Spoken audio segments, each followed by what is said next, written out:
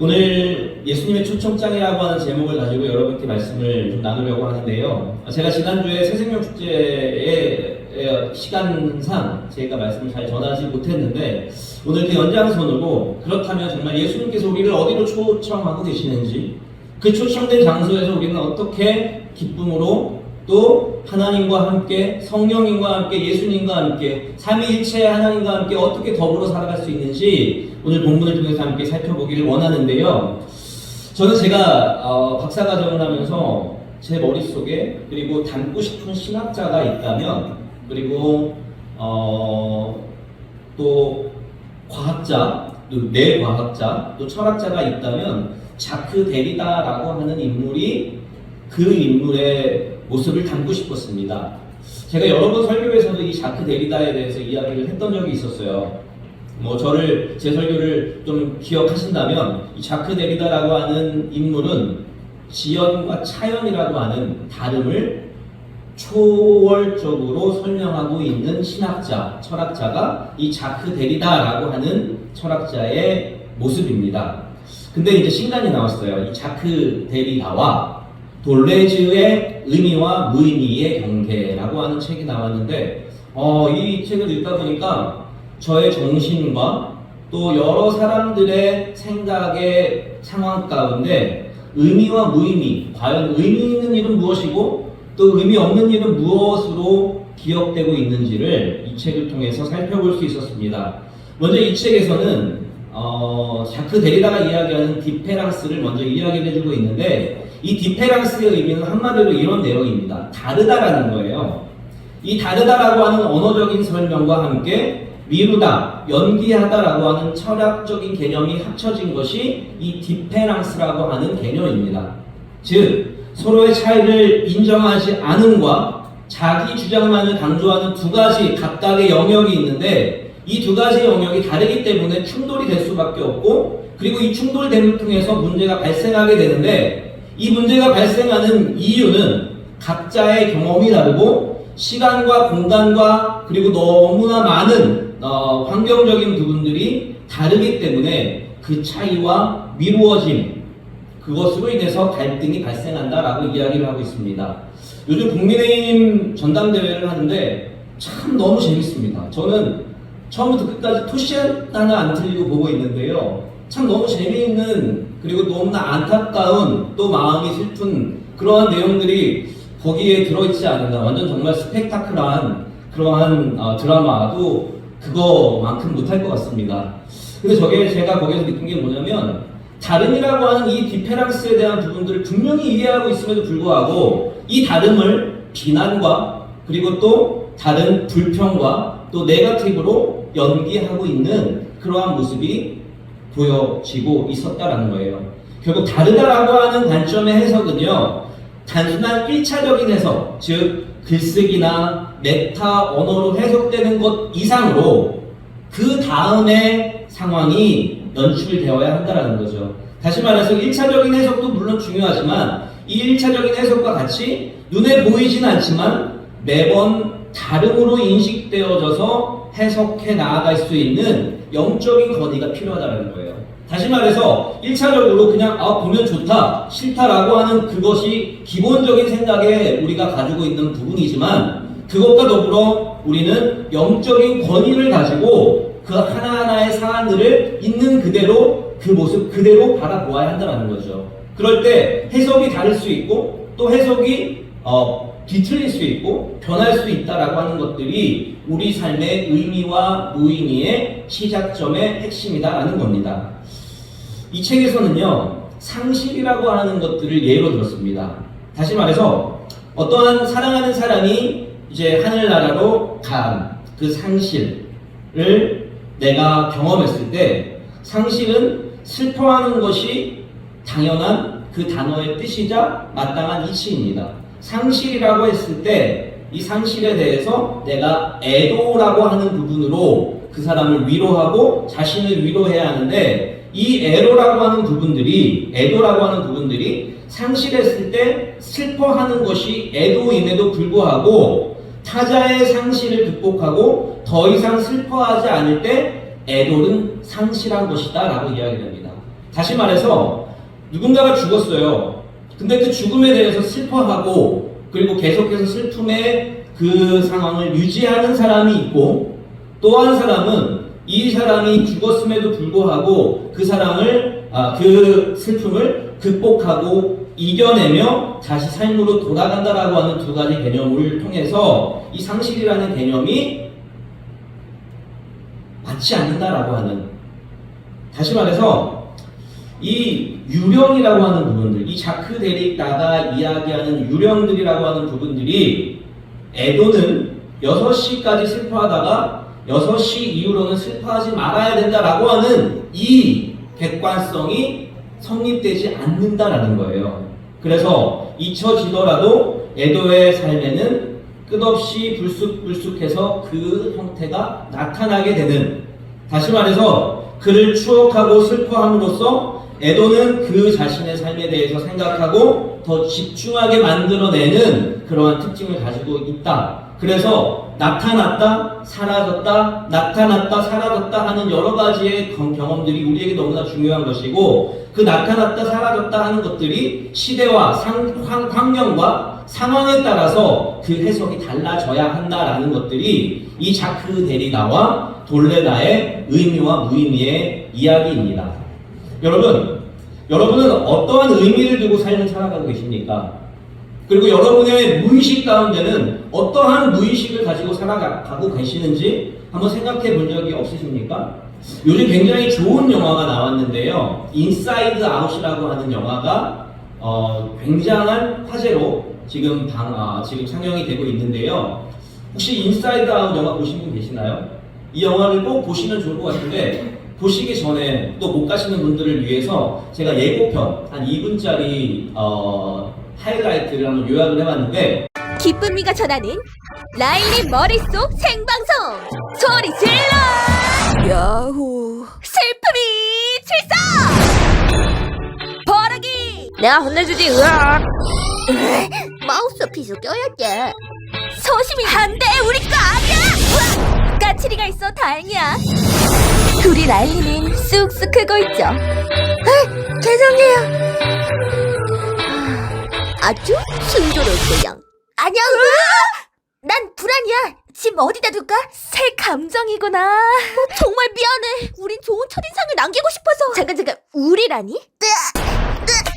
난 불업이야. 와, 머리 좀 봐. 꿈도 꾸지 마. 된 따분이. 뭐? 모든 게 지루하단 뜻이야. 내 이름은 뭐야, 덩치 큰 친구? 얜 당황이. 본부에 온 걸 환영해. 당황아? 주먹이사, 그냥 하이파이브하자. 손에 땀이 엄청 많구나. 우리 모두 할 일이 있어. 난 미래를 계획해. 같이 앉을래? 걔네 너무 멋지다. 신난 거 들키면 안 돼. 나한테 맡겨. 기쁨아, 내가 좀 도울까? 고마운데 지금은 안 돼. 야야. 이것 때문에 평생 입을 택하진 않겠지? 변화랑 무섭지. 가자.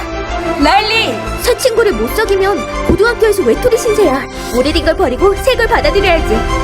라일리의 삶엔 너희보다 더 복잡한 감정들이 필요해. 야! 우리만 가두면 안 되지! 얼른 억눌린 감정들이야. 돌보내주셔. 새로운 라일리 작전 시작. 서둘러. 라일리는 우리가 필요해. 내가 언제 잘못된 길로 들은 적 있어? 엄청 많지. 아직 짐 안 쌌니? 라일리, 왜 그래? 전 너무 더럽고 냄새나서 평생 아무데도 못 나갈 거예요. 캠프도요! 향후 10년의 예고편이네. 지금 이거 꿈이야? 나 누가 좀 꼬집어. 뭐야? 인사이드 아웃이라고 하는 이 영화가 어떤 내용이냐면, 기쁨이, 슬픔이, 버럭이, 까칠이, 소심이라고 하는 이 5 인물이 주인공이에요. 여러분, 우리 교회에서 기쁨이가 누구실까요?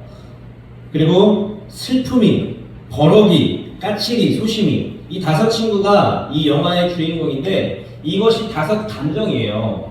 어제 제가 이제 저희 아이들과 이 영화를 보고 있는데, 아이들이 저한테 이거 설명을 해주더라고요. 근데 아이들 영화가 얼마나 재밌겠어 라고 생각을 하면서 그냥 유심히 봤는데 아빠 얘는 기쁨이고요, 얘는 슬픔이고요, 얘는 버럭이고, 얘는 까칠이고, 얘는 소심이에요 라고 소개를 해주더라고요. 근데 각각의 상황이 그 이름과 똑같습니다. 얘는 기쁨을 주는 감정이고, 얘는 슬픔을 주는 감정이고, 얘는 버럭하는 감정을 가지고 있고, 까칠한 감정을 가지고 있고, 소심한 감정을 가지고 있는 이 다섯 가지의 감정이 우리 기본 인간의 감정이라는 거죠. 근데 느닷없이 이제 찾아오게 돼요.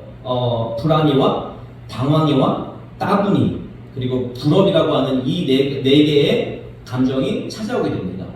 기본적인 기쁨, 슬픔, 버럭, 까칠, 소심이 쫓겨나게 되고 불안, 당황, 따분, 불업이라고 하는 이 네 가지의 감정이 얘들을 몰아내고 기득권을 차지하고 이 주인공의 감정을 사로잡게 됩니다. 그러므로 인해서 이 아이가 어떤 감정을 가지고 살아가느냐라고 하는 부분들을 영화로 표현한 내용이었습니다. 여러분은 지금 불안하십니까? 어제 저희 아이가 그런 이야기를 하더라고요. 아빠, 어른들도 불안해해요? 라고 얘기를 하더라고요. 여러분, 어른들은 불안하지 않으실까요? 어른도 불안하고 초조하고 그리고 당황할 때가 너무나 많이 있죠. 근데 아이들은 그렇게 생각해요. 어른들은 불안하지 않다. 무조건 어른이기 때문에 그렇게 생각을 하지만 실제적으로 더 불안을 많이 느끼는 그 대상이 30대, 40대, 50대, 60대의 세대가 그 불안을 더 많이 느끼며 살아가고 있다는 것입니다. 이 영화에서 그런 대사가 나옵니다. 실수가 용납되지 않는다라고 하는 부분 하나, 그리고 자신이 좋은 사람이어야 한다라고 하는 이 대사가 불안이의 입으로 표현이 돼요. 나는 실수하면 안 돼. 나는 내 사전에 실수란 없어. 그리고 나는 항상 좋은 사람, 그리고 멋진 사람이 되어야 해 라고 하는 기조가 불안이의 기조였습니다. 이 부분에서 저희 아이가 그렇게 물어보더라고요. 아빠는 어느 부분이 가장 인상적이셨어요? 어떻게 이 아이가 이렇게 이야기를 하냐면 학교에서 물어보는 거예요. 인사이드 1을 다 봤기 때문에 아이들은.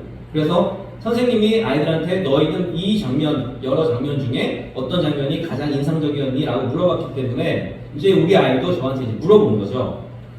여기 나오진 않았지만 모든 감정들이 다 버려지게 되고 그리고 불안과 당황과 따분과 불업이라고 하는 이 네 가지 감정만 살아남았어요. 그런데 마지막에는 기쁨이, 슬픔이, 버럭이, 까칠이, 소심이가 다 합세를 해서 모든 버려진 감정들을 다 데리고 다 합체가 됩니다. 마지막에는. 그러면서 통합된 새로운 자기감들이 이렇게 이야기를 합니다. 나는 이기적이야. 나는 친절해. 나는 부족해. 나는 좋은 사람이야. 나는 사람들과 어울리고 싶어. 그런데 나 자신이고 싶어. 나는 용감해. 한편으로는 무서워. 성공이 전부야. 나는 실수만 해. 나는 짓궂어. 나는 좋은 친구야. 나는 최악의 친구야. 나는 강해. 나는 때때로 도움이 필요해. 라고 하는 여러 가지 감정들이 하나로 뭉쳐지게 되면서 이 아이가 다시 정상적으로 바뀌게 되는 모습을 바라볼 수 있습니다. 여러분의 감정 가운데 필요 없는 감정이 있을까요? 불안의 감정, 그리고 화내는 감정, 당황하는 감정, 부러운 감정, 이 모든 감정들이 다 함께 통합되었을 때 사람은 온전한 삶을 누릴 수 있다라고 하는 것입니다. 미국 하버드대의 켈트너 상담학 교수는 이렇게 이야기를 합니다. 감정을 억누르는 시도는 좋지 않다. 스스로 나는 지금 불안한 시기를 겪는 중이지만 괜찮다 라고 이야기하는 것이 중요하다. 우리는 언제나 변화하고 있기 때문에 라고 우리는 스스로에게 말해야 한다. 불편한 감정들을 마음속 한구석에 밀어넣는 대응 방법도 그리 효과가 없다. 당황하거나 불안해하는 자신을 너무 부정적으로 보지 말기를 바란다. 여러분, 청년들을 만나보면 이 시대에 대해서 그리고 자신의 미래에 대해서 그리고 어떻게 해야 할지 알지 못하는 그런 불안감 가운데 굉장히 불안하고 초조하고 그리고 그 불안 초조에 대해서 억누르지 못하는 감정을 통해서 결국 자포자기하게 됩니다. 실예로 친구가 죽었고 그 친구에 대해서 애도하고 있지만 그 친구의 미련이 남았기 때문에 잊어버리지 못하는 그런 상황 가운데 결국에 한 사람은 그 인생을 망하게 되고 또 한 사람은 그럼에도 불구하고 다시 일어나서 더 그 친구를 위해서 살아가는 두 가지의 모습으로 우리의 인생을 설명해 볼 수 있습니다. 항상 행복하고 만족스러운 만족스러운 기분을 느끼지 못한다 할지라도 이 모든 것들이 함께 융합되었을 때 정상적이다라고 하는 것들을 우리 아이들에게도 가르쳐줘야 돼요. 울지 마라고 하는 것이 전부가 아니라는 거예요.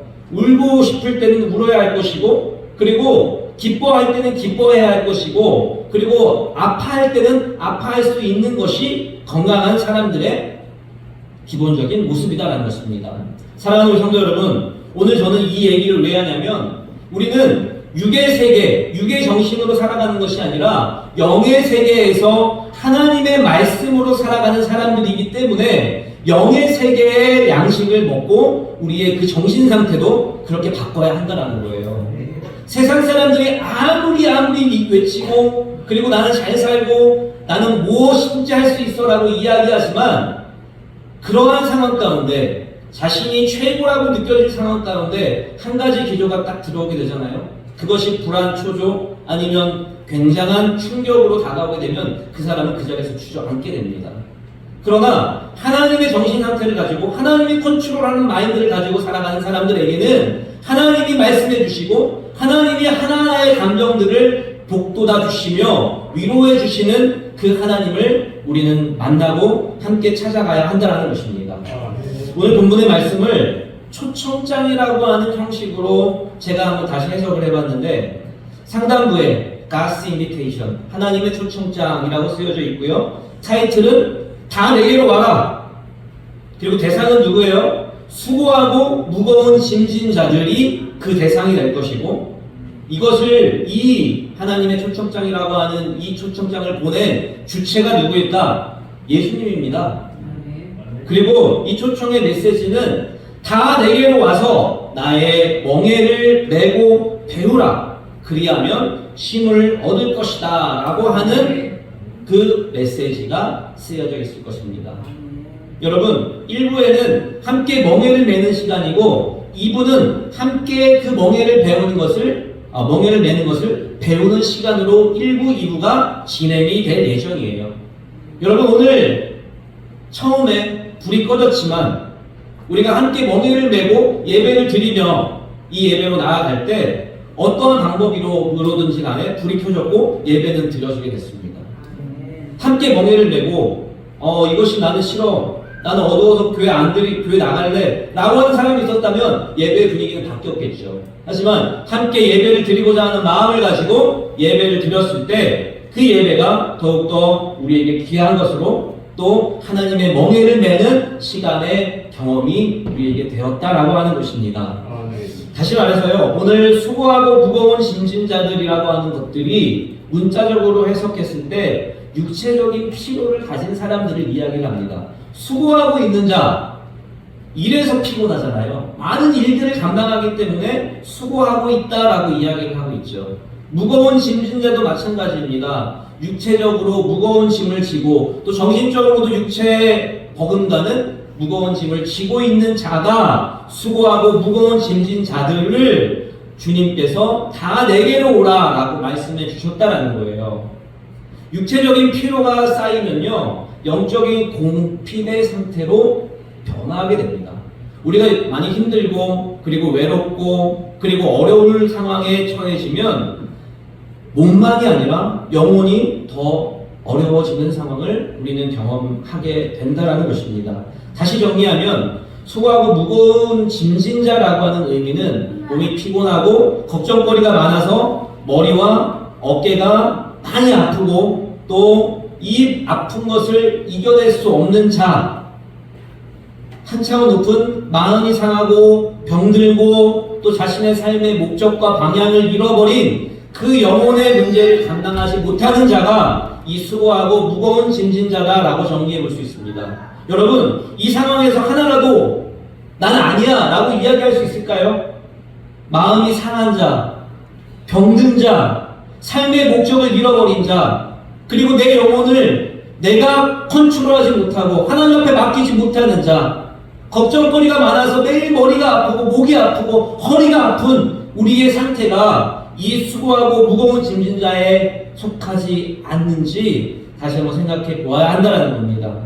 그런 의미에서요, 이 시간 우리 각각의 상황들 또 각각의 감정들을 다시 한번 주님 앞에 내려놓고 주님의 방법으로 우리의 상태를 온전히 리셋하며 나아가야 될 줄 믿습니다. 아멘. 그것이 회복일 것이고 그 회복을 통해서 어떠한 어려움이 있더라도 이겨낼 수 있는 힘이 우리에게 생길 줄 믿습니다. 아멘. 오늘 이 시간 하나님의 초청장을 마음속에 새기고 돌아가시기를 주님의 이름으로 축원합니다. 아멘. 자, 그렇다면 우리가 어떻게 주님께 나아갈 수 있는지 오늘 본문을 통해서 함께 살펴보기를 원하는데요. 첫 번째, 온유함과 겸손함으로 주님 앞에 나아가야 한다는 겁니다.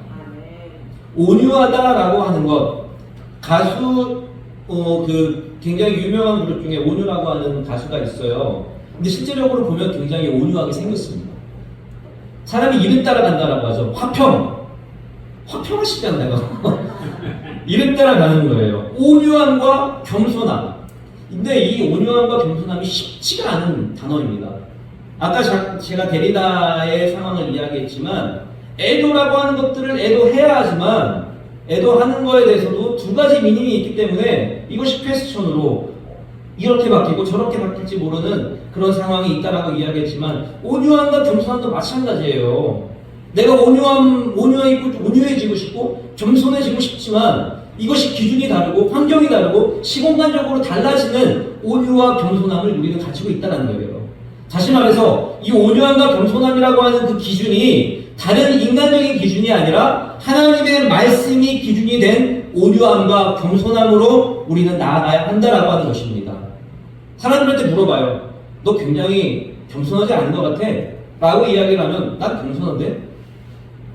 너 별로 온유하지 않은 것 같아? 라고 이야기하면 나같이 온유한 사람이 어디 있다고? 라고 이야기하는 사람들이 굉장히 많습니다. 근데 그 기준은 자기가 세운 기준이라는 거죠. 이 온유함과 겸손이라고 하는 부분들이 오늘 본문에서는 어떤 기준을 가지고 있느냐라고 했을 때 먼저 온유라고 하는 것들은 친절하고 너그러운 태도라고 하는 뜻을 가지고 있고요. 겸손이라고 하는 것도 낮아짐이라고 하는 의미를 가지고 있다는 거예요. 그냥 네, 못합니다. 이게 아니라 내가 정말 할 수 있지만 당신을 섬기기 위해서 더 낮아지겠습니다라고 하는 의미가 겸손의 의미다라는 거예요. 할 수 있지만 낮아지는 것. 그것이 겸손의 의미이고 온유함의 의미다라는 거예요.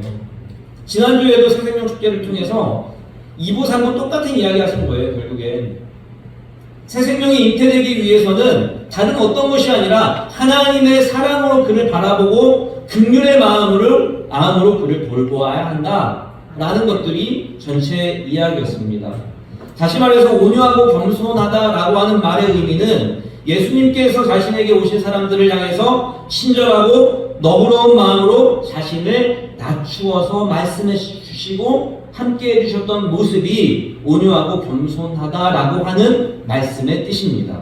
만왕의 왕으로 높은 보좌를 다 버리시고 이 땅에 오신 예수님께서 낮고 비천한 자리에 있는 사람들, 지치고 고난 자들을 찾아가 주시며 눈 맞춰 주시는 그것이 온유함과 겸손함의 의미다라는 거예요. 사랑하는 성도 여러분, 이번 한 주 동안 온유함과 낮아짐의 삶을 살아가시기를 주님의 이름으로 축원합니다. 아멘. 나보다 낮은 사람일지라도, 내가 돌보지 않아야 하는 사람일지라도, 그리고 그 한 사람을 위해서 내가 희생하지 않아도 되는 사람이라 할지라도 그 희생을 감당할 때, 낮아짐으로 나아갈 때 하나님께서는 여러분에게 복의 복으로 함께 해주실 줄 믿습니다. 아멘. 여러분, 제가 저희 아이한테 요즘에 이런 방법으로 밥을 먹이는데요. 자기가 먹는 양이 있어요. 근데 그 먹는 양에 조금 더 줍니다. 이제는 그걸 다 먹고 나서. 그래서 이거를 먹고 아빠가 또 엄마가 주는 이 밥을 먹으면 0.1cm가 클 거야 라고 하니까 먹더라고요. 마찬가지로 여러분, 우리가 할 수 있는 것들을 하는 것, 그건 당연한 거예요. 그러나 하지 못하는 것, 그리고 할 수 없는 상황에서도 그 모습으로 나아가는 낮아짐이 있을 때 우리는 예수님을 닮아가는 모습으로 나아갈 수 있다는 것들을 기억하시기를 바랍니다. 두 번째, 멍에를 함께 질 수 있어야 합니다. 여러분, 제가 누차 이야기했지만 당시 팔레스타인에서 사용되었던 이 멍에는 두 마리의 소나 나귀가 한 조를 이루어 멍에를 매는 방식이었던 것이 멍에의 의미입니다. 다시 말해서 비단 우리만 멍에를 치라 라고 오늘 이 본문에서 말하지 않고 주님께서 우리와 함께 멍에를 치시겠다라고 하는 말씀으로 이 말씀을 선포하고 계십니다. 나 혼자 그 멍에를 치는 것이 아니라 다른 이름이 아닌, 다른 신이 아닌 예수님께서 우리와 함께 그 멍에를 지어주신다라고 말씀해 주셨기 때문에 우리는 그 말씀에 순종하고 나아갈 때 그것이 하나님의 뜻으로 이루어지게 된다라고 하는 것입니다. 나 혼자 하는 것은 한계가 있어요. 그러나 주변에 있는 사람들과 그리고 또 하나님과 함께 해 나아갈 때 완전케 됨을 우리는 경험하게 될 줄 믿습니다. 말씀을 마치겠습니다. 이 인사이드 아웃이라고 하는 영화에서 좋지 않은 감정들은 이 동그란 그 볼에 의해서, 동그란 볼에 들어가서 다 버려지게 돼요.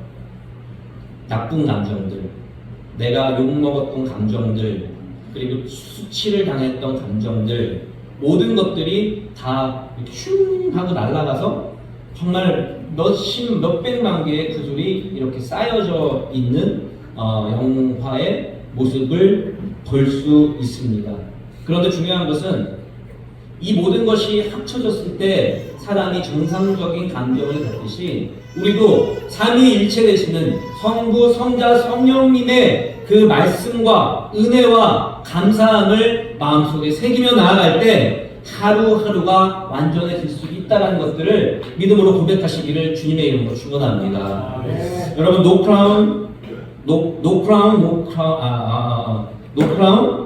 크로스라고 하는 그 영어 속담이 있습니다. 십자가 없이는 면류관이 없다라고 하는 거죠. 이거는 이제 하나님을 믿지 않는 사람들도 이 말의 뜻을 다 알고 있어요. 십자가 없이는, 고통 없이는 내가 그 영광을 가질 수 없다라고 하는 것들을 많은 사람들이 알고 있습니다.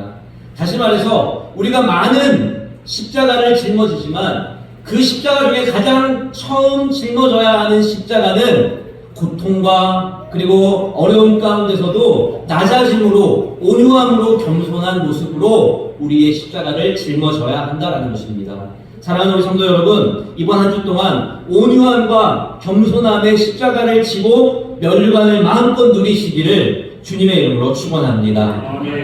그럴 때 반드시 하나님께서는 하나님의 방법대로 우리의 감정을 바꿔주실 것이고 그 방법대로 돕는 자를 우리에게 붙여주실 줄 믿습니다. 우리의 말씀을 믿고 주님께 나아가 영적인 안식과 영혼의 구원을 누리시는 여러분 모두가 되시기를 주님의 이름으로 축원합니다.